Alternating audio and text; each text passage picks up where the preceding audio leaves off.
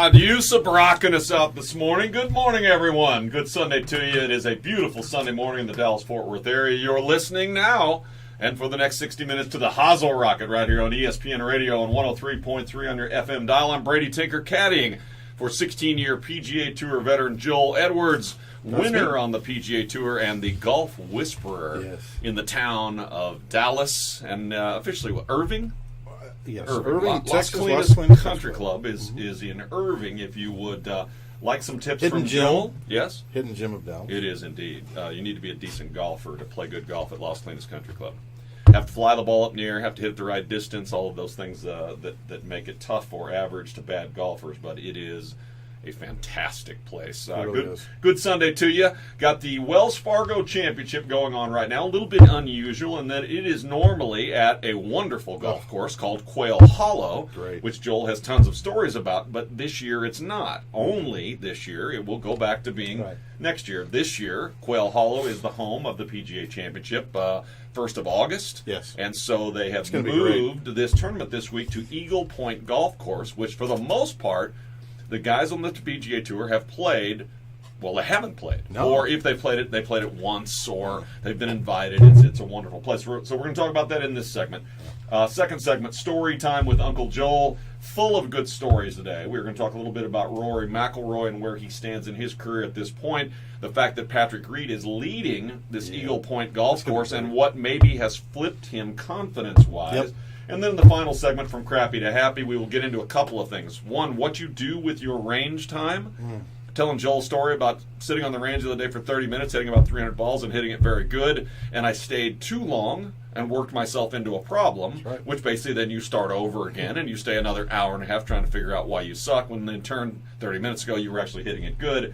Joel will tell us the story about that. And from crappy to happy. There you go. There you go. You went from happy to crappy. Oh. I did. I went from crappy to happy back to crappy, and then stayed on the range too long. At my age, ended up staying on the range way too long. We will also talk to you about equipment, and not specifically about what clubs to purchase, et cetera, et cetera. Let's talk to you about if you've been playing the game long enough, however long it may be, and you are a passionate golfer, but you've never really been fitted or done anything specifically about your clubs or your equipment to make yourself better.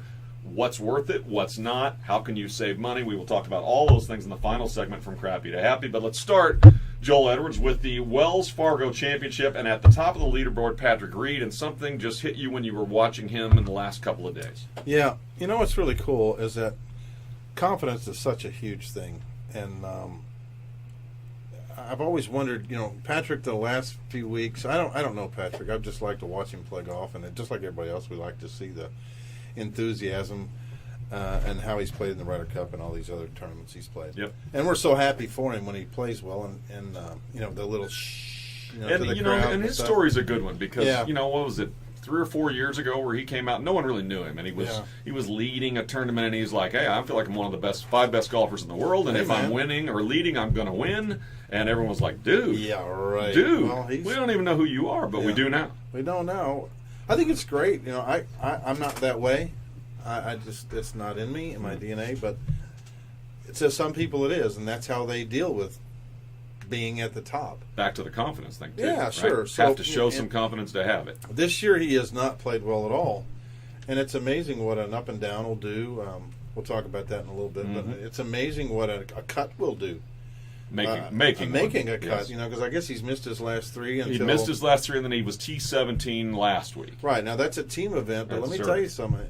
It's amazing. Something clicked, whether he talked to his coach, but it's got to click under pressure. You can't just say, oh, I'm swinging good. You can ask any player if, they're out there playing, they're practicing, ooh, I got it now. Well, when it happens under the gun, that's when you got it.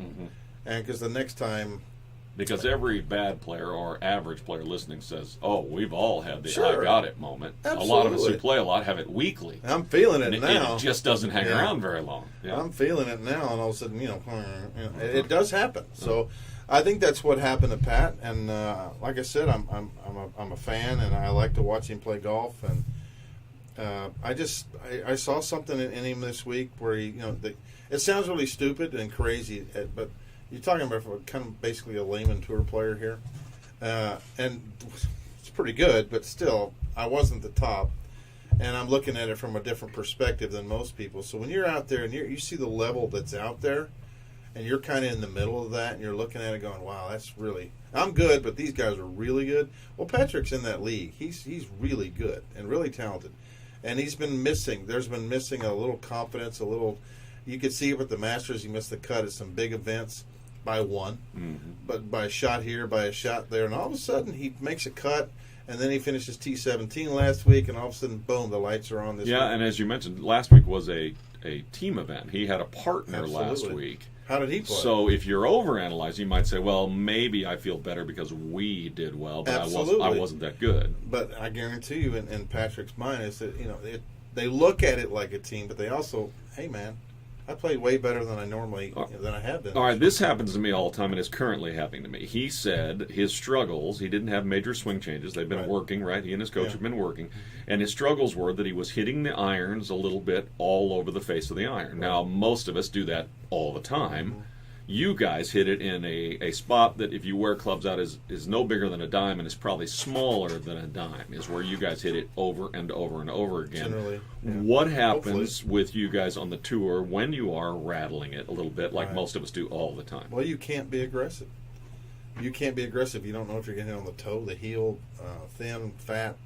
That's not a fun feeling. So there's something at impact that you're doing that's I don't really believe it's top of the swing or anything like that. I believe it's impact, especially really good players. It's all about impact. It's right before impact and right after. And I guarantee that's probably, you can do things at the top of your swing, but it's all going to come down to impact. It's just what it's going to be. And so I think he probably found something that felt a little different at impact, where he doesn't have to manipulate it so much. And because, the last thing you want, especially at that level, is manipulation with your hands. Absolutely. The save at the end. The save at the end, because then you're, especially, if you got an 8-shot lead, there's no big deal. But when you're on the line, you don't want a flip. You're supposed to flip burgers, you're not supposed to flip a golf shot. Good point. The thing is that when you get to that level, and you can't, the golf course has to be body rotation. Okay. The golf course. The other thing that he said, and this should not go unnoticed from players who struggle every day like most of us do, he said, we also worked on putting and chipping. Right. And he said, as of this morning, when he will tee off as the leader at the Wells Fargo Classic at Eagle Point Golf Course, that he is putting and chipping great. And all of us, as much as we stand on the range and beat golf balls, and boy, do I do that, maybe after 30 minutes, and we'll get into this in From Crappy to Happy, I should have taken the positive momentum that I had and walked over and started hitting more 30, 40, 50, and 60-yard wedges, and I should have hit more 8-foot uphill putts, and I should have done those little things, because as much as he's feeling better about striking the irons in the middle... If you're rolling your rock, it doesn't matter. There you go. I've seen a lot of really bad shots made good by a good putt. Yes. I mean, it just doesn't matter. We played together the other day, and I hit a couple of bad shots, and you were like, it's okay, you're going to make par anyway. And you did. Yeah. That's the whole thing is, of course, that, it's so true. I mean, people can hit balls all day long, and they forget that there's the other half of the game, actually more than half the game. You got to go play. You got to go putt. And you got to go chip, because, if you're think about it, if you're a 10 or 12 handicap, you're going to hit 3 greens around. So if you're hitting 3 greens around, that's the reason why you're a 10 or 12 handicap. That's pretty good, actually, if you're hitting 3 greens around. And you're a 10 or 12 handicap. That's really good. But that's what you're averaging. That's what you have to realize. So now all of a sudden you get someone that's what they do for a living, and they're really good players. How many times do you really see 18 of 18 greens? Yeah, almost never. It just doesn't have. They report about it. I think I've done it 3 times or 4 times. Well, how many times do we hear PGA guys hit 17 or 18 greens and not make any putts? Absolutely. And the team event, Jordan and his partner at Zurich 2 weeks ago hit 17 or 18 greens and only shot 3 under, and they lamented all day not making enough putts. It happens. It's golf, isn't it? It's golf. It is golf. By the way, if you're practicing your chipping, I say this almost every time we talk about this, and you echo my sentiment. Of all the things to take a quick lesson on, it is chipping and learning how to use the bottom bounce, the bounce of the club. That is not flippant. That is not over your head. It is not something even if you're a 20 handicap, That's it is exactly not right. something that is not learnable, which is probably not very well said. But if you can get a pro to spend 5 minutes with you and talk about how to feel the bottom of the club, You'll be a better chipper. you'll be a better chipper. And by the way, Wedge player. no matter how bad you are, you can go get used ones. Go get damn Titleist Vokey wedges. Yeah. Okay, go get real wedges. If you're playing what you think is your wedge from your set at, 46, 47 degrees, and that's how you're learning to chip, it's going to be hard for you because you're probably hitting hands forward chips, right? Probably. And sticking it in the ground a little bit, and you have There's the no consistency bounce. with that, right? Because there's no bounce. So I promise you can do it. And hearing, the bounce may intimidate people, and we don't want it to. No. So go get a quick lesson. Joel can teach you. You can teach a semi-talented athletic person about the bounce of the club and make him understand it in how long? 5 minutes. 5 minutes. I agree. Okay. When we come back, story time with Uncle Joel. Some good ones. We pulled some fun things out of Joel, including, If I can remember. one time when he hit a lady. Oh, Oh, yeah. And it was a PGA Tour player who was in the group ahead of him's mom. That was a lot of fun. Did he put her in the hospital? We'll talk about that next on Story Time with Uncle Joel right here on the Hozel Rocket on ESPN Radio 103.3 on your FM dial.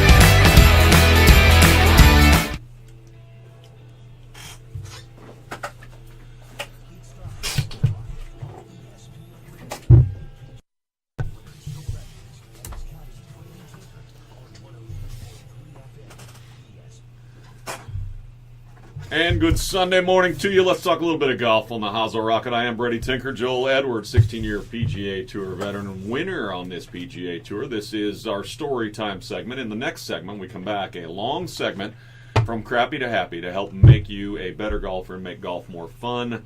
Range time, what to do with your range time, what not to do, more chipping, and then also a little bit of an equipment segment. And we are not going to tell you play Titleist or anything else. We are going to talk about, is it worth it for you to get measured for your equipment, where to go do that, where to get golf equipment cheaper. Not all of us can afford a $1,000 set of irons or whatever it may be, and there are plenty of places to do all of those things that will help make you a better player. Joel will break it down for you, but it is time for story time with Uncle Joel.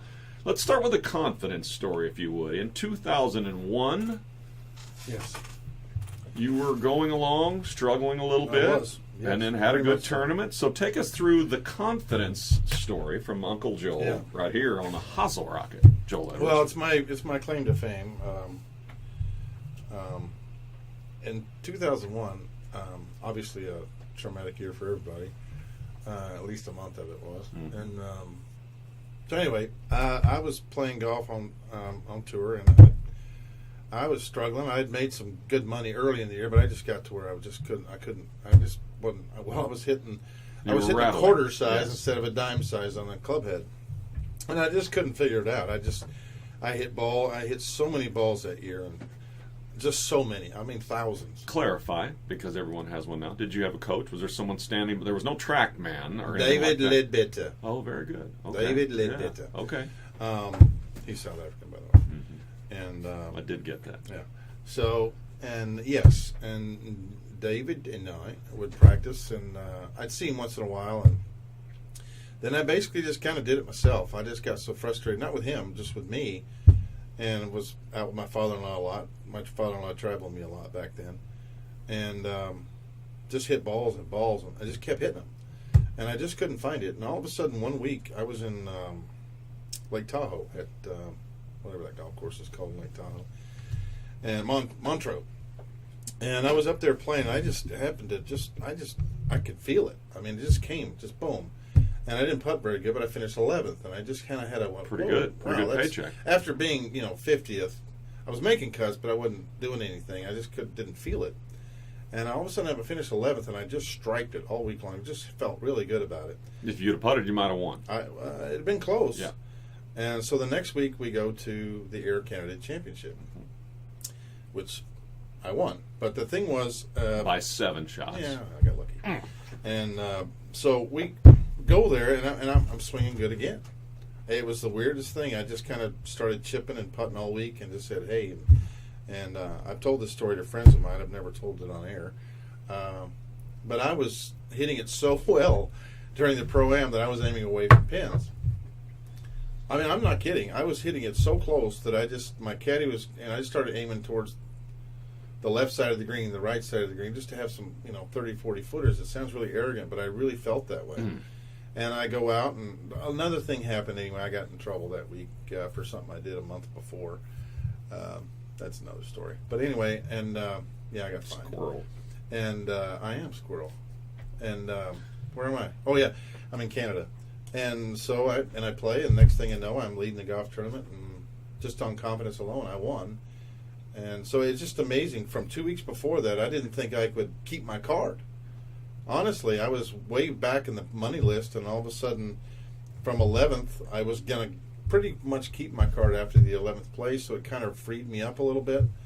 But next thing I know, boom, I win Air Canada, and it is confidence, and it's just, is it a certain feel? Sure, but you're not always going to have that feel, so it's going to be more, I think at that level, it's more mental than it is physical. As someone who's been able to be around professional athletes in all kinds of sports, it especially when I first got in this business, it always surprised me to hear guys that are as good as you are, whether it be baseball players, basketball players, golfers, whatever it may be, talk about confidence a lack of confidence. Because as amateurs, we watch you guys and can't imagine how you could never ever have a bout with confidence. But it's all different levels, right? I Sure. mean, so when you're lacking confidence, or guys on the tour are lacking confidence, you can still go shoot 72 all day, or 73, or 71, or 70, 64 at your home course. Mm-hmm. It's not the same. I mean, it's just you put the ropes up and put 50,000 people. It's a little different game. Yeah. That's how it is. And yeah, you come home and you're playing good, and man, you're gonna go win this week, and you go shoot 72, and you're back on Saturday the next day playing the Saturday game at home. And I go, what happened, man? And then you go shoot 63 that Saturday. Well, why didn't you play that way yesterday? Well, it's a little different game than home than the golf course on tour. Good point. It's a drastic difference. And as an amateur player out there, if you think you're beginning to play good, if you played 48 rounds in a row at your home course, you may want to test yourself somewhere else to see. Sure. You'll know right away. Holds up, no doubt. Okay, another story here from Storytime with Uncle Joe. Listen to the Hozel Rocket, and we appreciate you doing so right here on ESPN Radio, 103.3 on your FM dial. Talking golf with 16-year PGA Tour veteran Joel Edwards. Storytime with Uncle Joel continues. Phil Mickelson, and I didn't get this whole story, but a group Phil was playing in hit a patron. Mm-hmm. And Phil went down, talked to this patron. Apparently he signed the glove, as often happens.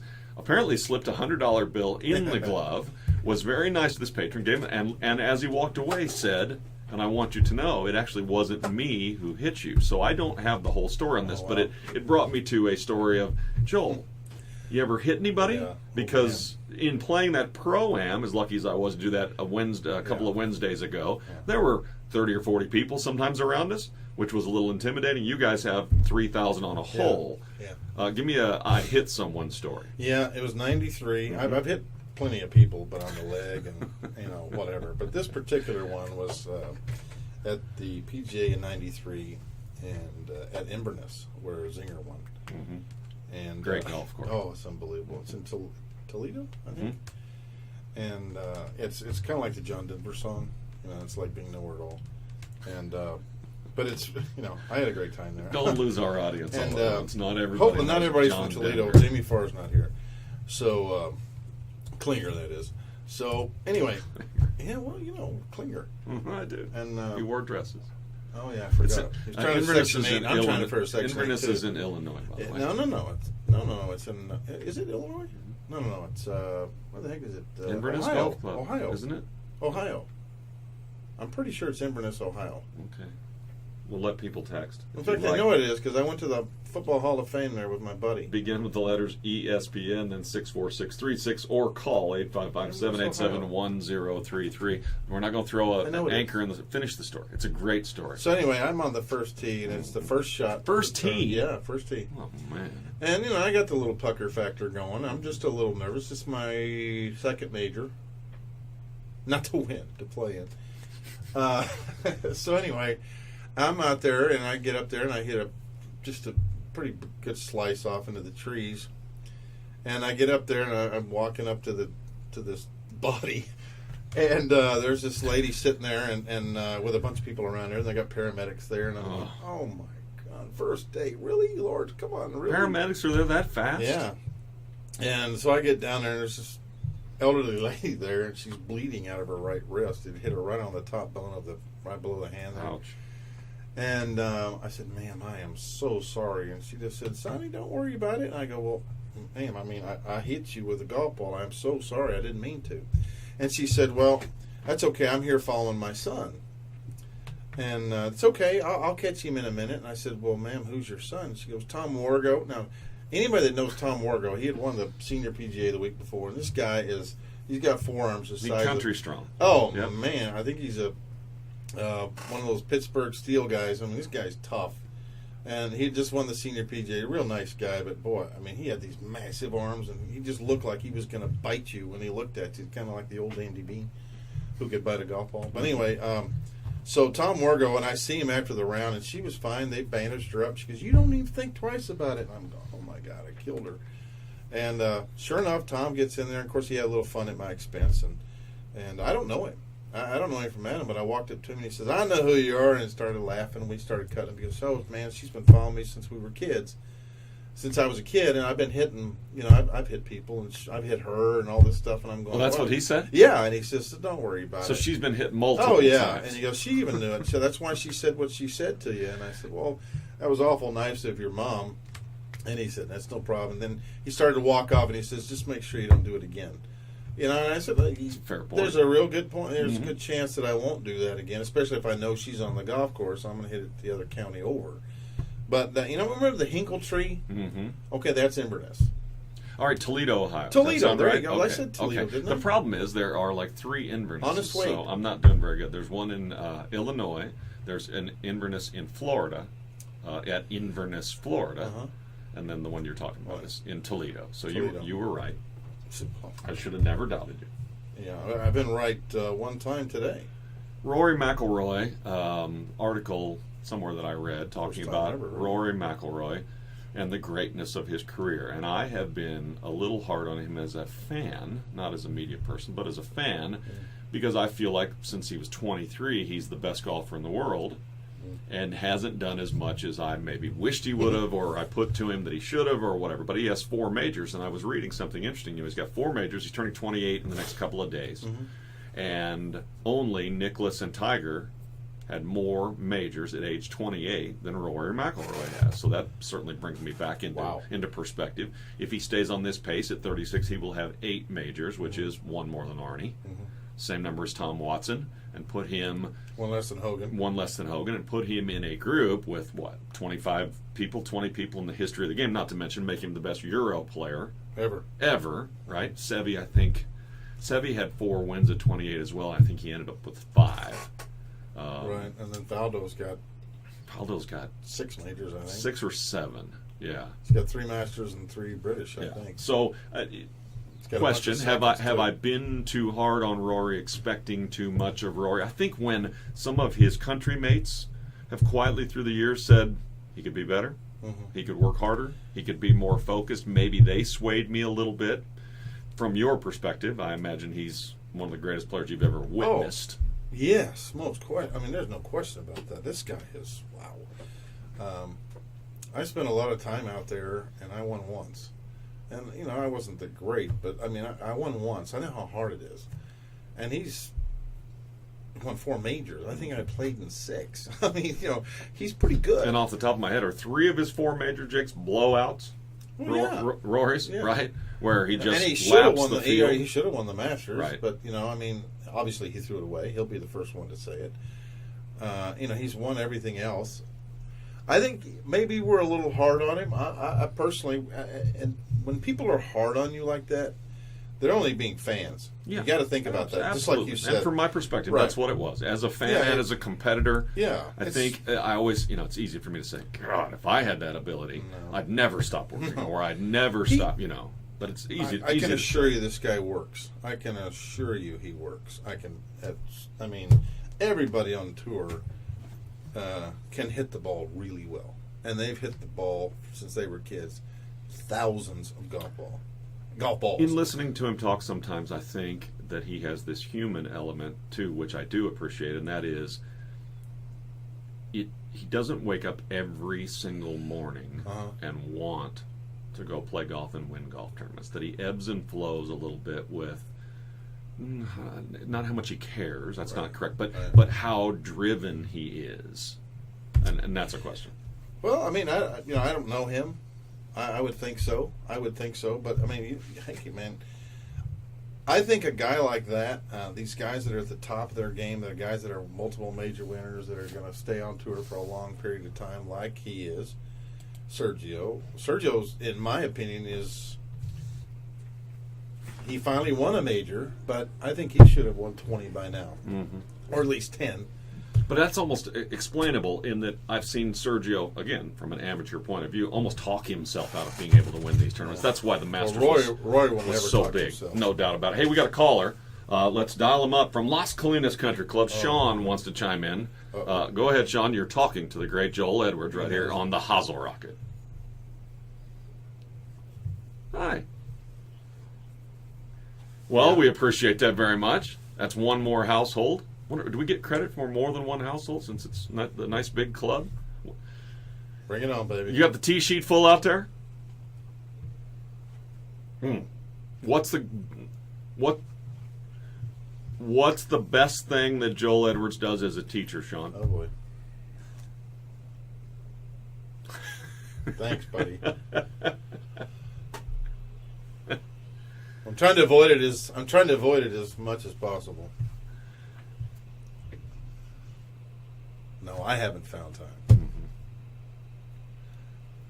All right, Sean. Come on, bring it on. Have a good day, Sean. Thanks for calling. Sean from Las Colinas Country Club, fan of the show and a very nice young man. How's his game? He's a player, isn't he? I can just tell by looking at him. He's one of our wounded warriors. People don't know that about Sean. Sean's, he's put his life on the line for our country, and he's trying to find his way. He's a good young man, and we're going to lose him over there in a few weeks because he's going to change his life a little bit and go down to Florida, and we're really proud of him. And but he's an American serviceman that put his life on the line for us. So. I did not know that. Yep. Thank you, Sean. It's been a pleasure that he's treated me great. I'll tell you what, time that I've been. Everybody there is good. So absolutely, we're so lucky to. Yes, Las Colinas Country Club in Irving. This is the Hozel Rocket right here on ESPN Radio 103.3 on your FM dial. We come back. Our longest segment is oftentimes our best segment. It is called From Crappy to Happy. We come back. We will talk about range time. I spent 30 minutes pounding it on the range. It was hitting it pure. And then stayed and kept on hitting it. Sent myself from crappy to happy and back to crappy again. That's right. What to do with your range time and equipment.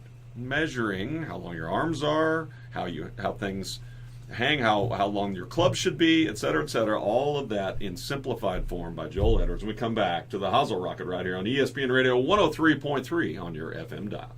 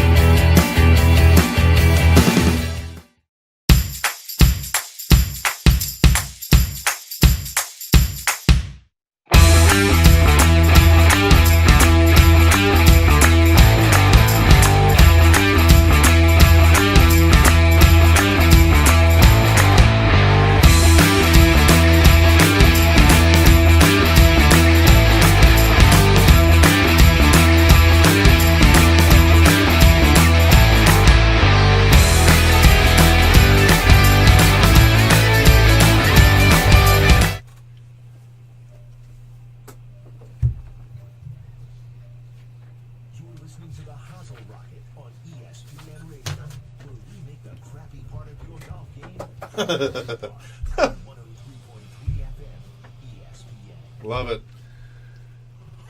Hey, good Sunday morning to you. You are listening to the Hozel Rocket right here on ESPN Radio, 103.3 on your FM dial. Joel Edwards played 16 years on the PGA Tour, getting ready to go qualify for the Senior U.S. Open in the next couple of weeks. So we will keep you posted on that, how that goes. He's beating golf balls and hitting the golf ball pretty good. Struggling with, and you know what, admit this, struggling with glasses.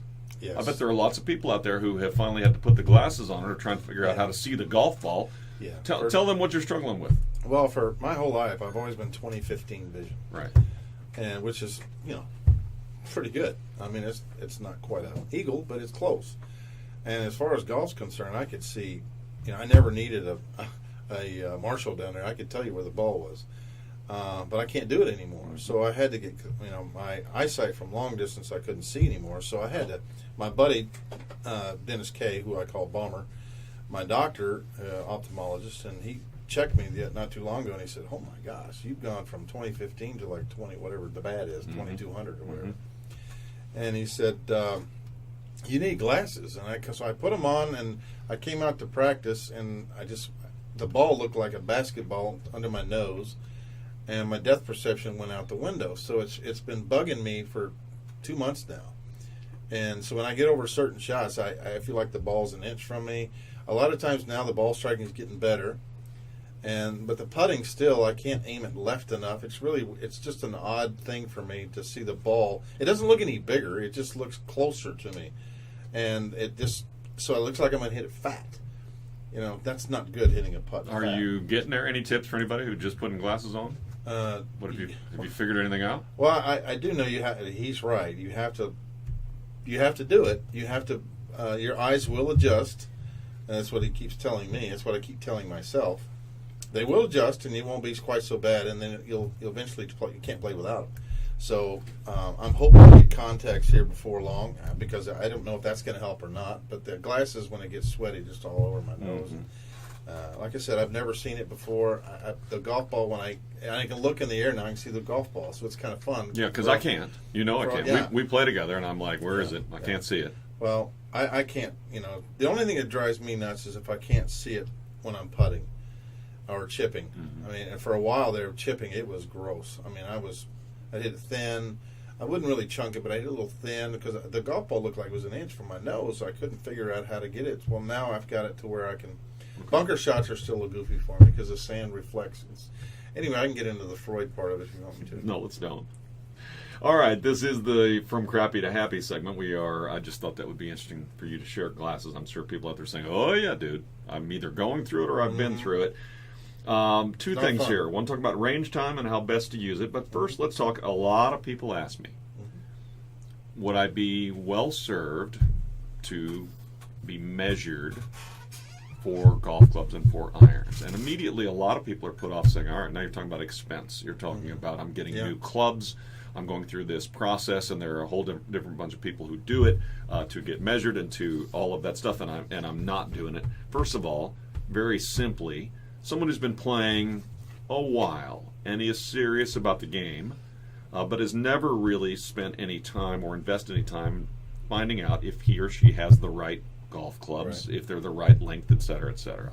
The short answer, would people who want to play good golf and who've been playing long enough that they have their own swing be well served to get measured for golf clubs? Yes. Okay. End of story. If you're just beginning, no. But if you've been playing quite a while, 4, 5, 6 years, and your golf clubs are, it doesn't matter if they're old. The golf club doesn't know how old you are.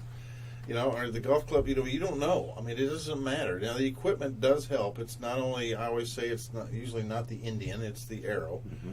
No, it's the other way around. It's not the arrow, it's the Indian. There you go. That's why anyway. And so, when people do that, if they're out there playing golf with a set of golf clubs that's not made for them, they're never going to get any better. But they're going to find that after 4 or 5 years, they're going to realize someone's going to tell them, hey, you're playing with 1965 set of golf clubs, which is a great set of golf clubs, by the way, from Wilson Staff or whatever they had back then. I'm going out from the squirrel again, aren't I? And so I would say, that's what I would say. Okay. Brand new player, no. All right, so Young player, no.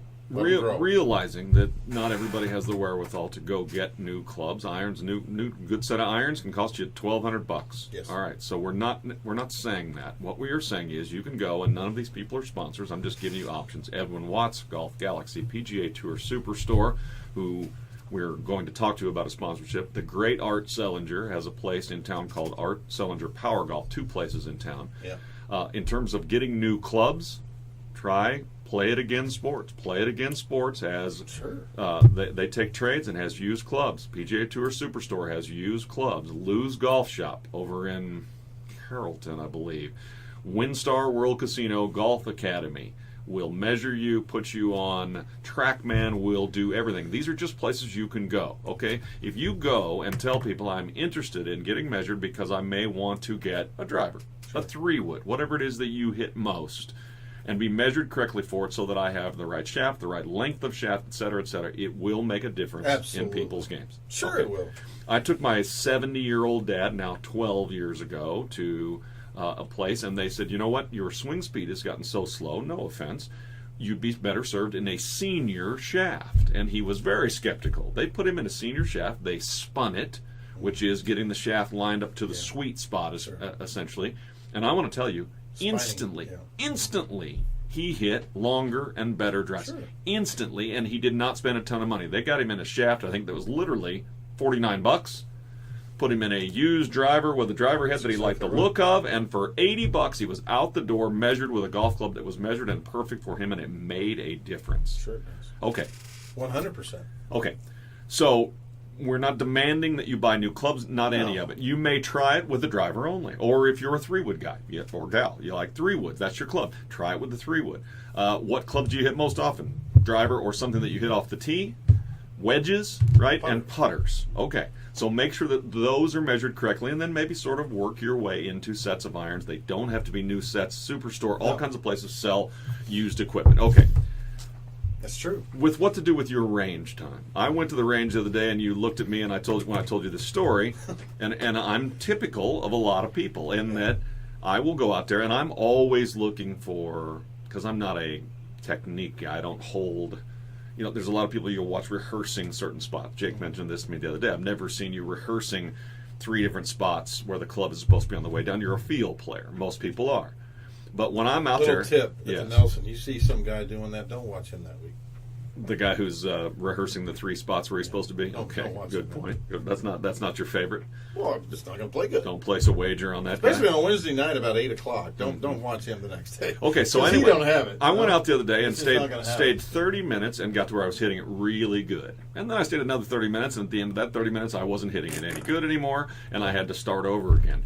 What to do with your range time, and is the simple answer to my story of after 30 minutes, if you're hitting it pretty damn good, walk over and start working on your 56 degree wedge? Yes. Yeah, I think, I have a method when I teach, and I learned this from my pro when I was a kid, that when you start, if you're hitting the ball really well, and it's just kind of flowing, you need to stop between 3 and 4 minutes between balls. It's really hard to do. That is hard to do. It's really hard to do. There are times I don't take 3 or 4 seconds. Sure, between everybody balls. does that because you're hitting it so good you want to keep hitting it. Yes. Or I'm hitting it so bad that it's got to get better. Well, we're all the same. Mm-hmm. So the reason why I teach that way and make you wait is simple, because you got to wait on the golf course. So if people say, why can't I take it from the range to the golf course?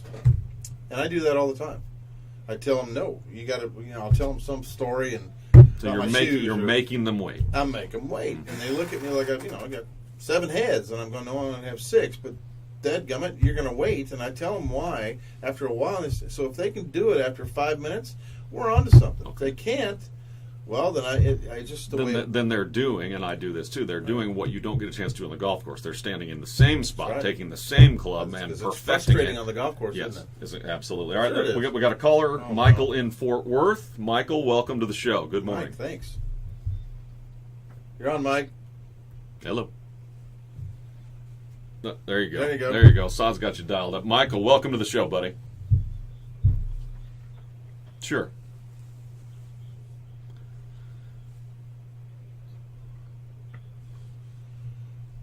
Good player. Very good player.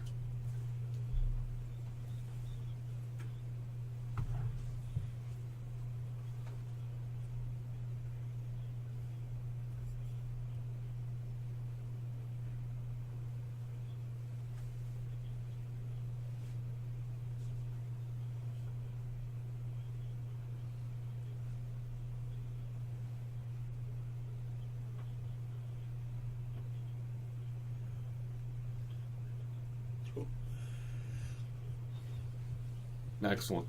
Thank you, Michael, for the call very much. Please call in again. That's a good question. You and I actually had this conversation on the golf course on Thursday. So answer the question. Yeah, Mike, thanks for calling. And, well, when you're in the zone, the way I can describe it is you don't hear anything. And I've been there. Not very often, but I have been there. I think that's what he's asking me. Because you don't hear anything. You don't. I mean, you're just so in tune with what's going on. You can feel every. It's just the neatest feel. So, it's like throwing strikes. It's just the neatest. You know, it doesn't matter if it's a 3-iron, a wedge, a driver. You can put it within a thimble of where you want it, and that's the zone. And it's also 2-putting from 150 feet over 3 elephants and 2 zebra. I mean, it doesn't matter. You're going to get it up and down. It does not matter. Your mind is, you are so in tune to what's going around. You're going to get it up and down. It doesn't matter. Now, for you guys, accuracy is twofold. Aim, but also how far you hit it. Absolutely. Right? And when you guys are hitting it good, so, all right, let's say you got 6-iron. You're hitting 6-iron all day within a foot. Sure you can. So you've got Absolutely. whatever, 6-iron. So you've got 185. 182 back in the old days for me. Yep. But, well, these new clubs I can hit. I'm with you. And it's going to be gimme, or it's going to be 5 feet before you ever hit it. You know it. But it's also the same without the confidence or without the zone. If you're kind of near the zone and not really there, that could be 25 feet. If you're hitting it good, it doesn't matter. You can be flushing it, not in the zone, and miss a cut. But if everything's working together, oh man, that's a lot of fun. And I think that's what Mike's asking, is because when he gets comfortable and he's in the zone, if he's a 5, he's hitting more than 1 green. You know, I think he was being modest. Yes, he's a good player. He's a good player. If he's a 5, if he's a 5, he's in the top 3% of people that play golf in this world. Yeah. So okay, that's how good he is. Yeah. So you get these people that are hitting 5, 6, 7, 8 greens. Wow. You know, that just doesn't happen very often. So a tip to a person who's a good player, an average player, or even a not very good player who feels like he's in a zone. Stay out of your way. Don't question it. Don't question it. Choose a club. Absolutely. Hit Your it. first instinct, I mean, I've heard this in life, your first instinct is probably right. If your first instinct is like, ooh, then don't do it. I mean, I say it to myself all the time, but I mean, your first instinct between an 8 and a 9, your first instinct is probably right. And a lot of people will change their mind back and forth, and they never hit a good shot. Mm-hmm. That never happens in the zone. Never. I mean, when Michael Jordan or Steve Kerr get up there and they're like 10 threes in a row, that's called a zone. They don't hear the crowd. They don't hear anything. They're just shooting. Well, it's the same in golf. It's the same at a high level of any sport. Like I said, I sound like an expert, and I am. And just to let you know. Mm-hmm. And I believe you. I am. Just ask me. And it depends on what day it is. Squirrel. And I got a friend of mine that's a squirrel. I got a great story about him, by the way. One day I'll have to tell you how he played a lesson for an hour. And I let him... I go, what's wrong with your swing here? And I filmed it, and I don't film, you know that. Mm-hmm. And he goes, well, I don't understand. So I'm filming his feet. And he's going, yeah, what's wrong? And I finally looks down there and he goes, I got 1 black shoe and 1 white shoe. I swear. And I just thought it was the funniest thing I'd ever seen. I want the rest of that. So anyway, that's not in the next zone. show. That is not in the zone. It'd be really funny if you got dressed with different colored socks and shoes and were in the zone. Well, you got to know. Then all of a sudden you got a problem. Do you have to put different color shoes on every damn time you play? This guy he was a bull rider, and that explains a lot right there. But, he rode a bull for a living. That might explain something there. And then he comes out with 1 black shoe and 1 white shoe. It's like, I let him do it for like an hour, and he goes, you let me do that? I go, of course I did. This weekend, check out Patrick Hope I Reed. answered your question, Mike. Yes. Mike, thank you for the call. I think the number one thing to take there is when you're hot, don't question it. Don't question Get a it. yardage, pull a Ride club, with hit it. a shot. Absolutely. Especially if you're a 5. You're going to hit a lot of good shots a lot of days. Thank you very much for the call. Thanks, Mike. We appreciate everybody listening to Hozel Rocket. Saad Yusuf always taking care of us. Jake and Sam in-house. A lot of this, if you would like to watch us, you can download past shows at iTunes and at Google Play. All of it is at the Hozel Rocket, or at Hozel Rocket, or the Hozel Rocket, Sam? The Hozel Rocket. At the Hozel Rocket, and Hozel Rocket has a Z. Facebook Live, these shows are always on, so if you're looking, sometimes when we're trying to give you tips about what to do, it is radio. Not as good for television. A lot of times after the show, we will stay after and go out and find a little strip of grass and talk about a couple of tips. We will do that for you today as well. So check us out. Thank you very much for listening to the Hozel Rocket. Joel Edwards and Brady Tinker saying thanks very much for listening. It's the Hozel Rocket, and next Sunday morning we'll be right here for you from 8 to 9 a.m. on the greatness of ESPN Radio 103.3 on your FM dial. The preceding program was furnished by Kirk Word Media and is responsible for its contents. It was cute. I do, bro. Better. Good, yeah, absolutely. Enthusiasm is better. Much better. Oh yeah, your answer on the question was really good. I'm fired up over here listening to you talk about it. It was awesome. Really? Yeah. Oh yeah. And Yep. you're catching yourself on your little squirrel moments, so that's good. Well, your dad helps me with it. He Yeah. just stares at me. When I know he's staring at me, I go, oh, shit. Yeah. Well, you do so good. You're so good. You're so good. You say something, I'm like, dude. Well, that's your dad looking at me kind of like, you know this look? Brace. That look? You're just going along and you're killing it, and all of a sudden you just exit the highway and Well, go it's just so funny, 'cause streaming he for just the kinda- oak tree, and He I'm just like, kind of looks fuck! like, kind of looks at me. I'm going, okay. It is funny. At least you're fun. At least you're laughing about it. Very good.